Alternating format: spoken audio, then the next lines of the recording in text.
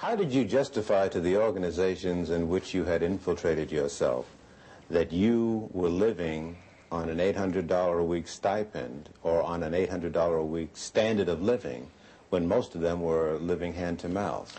Well, hey, brother, I'm hustling, I mean, hey, man, sell a little of this on the side, a little of that on the side, I get over, that kind of thing. In other words, ain't nobody's business but mine where I get the money. So, everybody took it for granted that I was possibly doing a little dealing on the side, that kind of thing. Then also, everybody liked me for the simple reason that I would do things that I didn't have to do. I would go out of my way. Like Mafunde would have a pageant and they needed someone to do the sound setup for him, and I'd say, of course, I'll do it for you, that kind of thing. I was very well liked at one time in the community. Would you say to American citizens that this situation of surveillance and infiltration continues to this day? Oh, yes. On the dimension that you experienced? Probably much larger by now. Larger? Oh, yeah. Let me put it to you like this. Each year, everything gradually escalated up more and more. So I figure when I left, it didn't stop escalating. As they say, one monkey does not stop anybody's show. You mentioned Sammy Davis Jr., who at one time, it was reported, gave money to the Black Panther Party, I believe. Were you ever assigned to look into that? Yes, I was told to try to get as close to Mr. Davis or to anyone in his office as I could. I used to go up and have real chit-chat, chummy conversations with his personal secretary, Ann, at the 9000 building on Sunset. And I used to bring a Portapac video camera, and I used to go around and I would videotape the whole office. You mean celebrities would be coming into his office and you'd film them freely? Oh, yeah. Didn't they question that? I'm from the Ross Writers Workshop. Yeah, right on, brother, that kind of thing. No questions asked. Same thing with the NAACP Image Awards. They were very interested in people like Sammy Davis Jr. There was another black in Los Angeles that they were very interested in because, not Los Angeles, but in Sacramento, Nathaniel Colley, who's attorney for the NAACP. And I know Nat.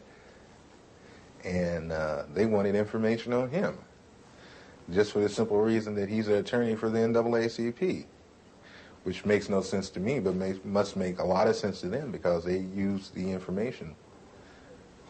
You've been called upon to testify in Washington. Before who? Before the Senate Committee. I was called first to testify before the Church Committee,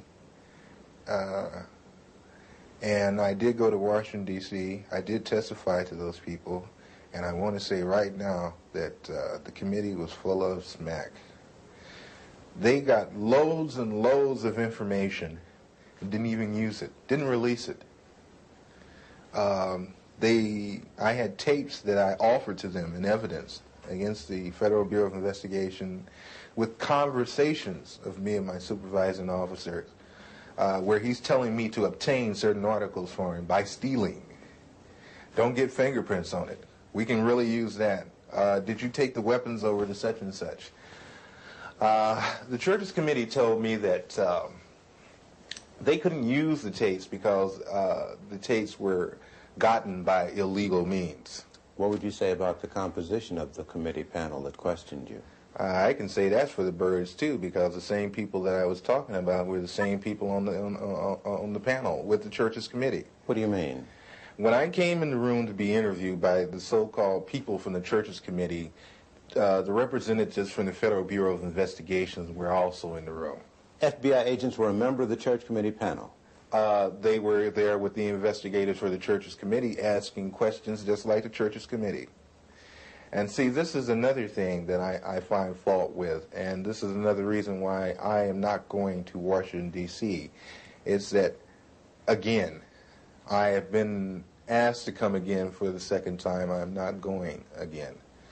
For the simple reason that when I went up there with the idea that there were agencies investigating the Federal Bureau of Investigation, not the Federal Bureau of Investigation investigating itself.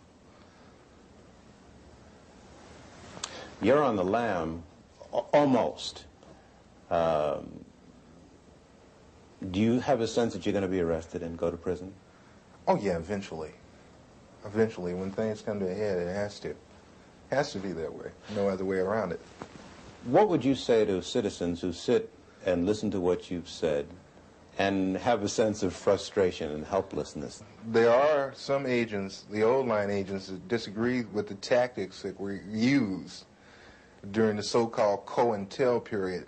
But one thing I don't want us to jump off of is that people always talk about, they're talking about Cointelpro now so heavily.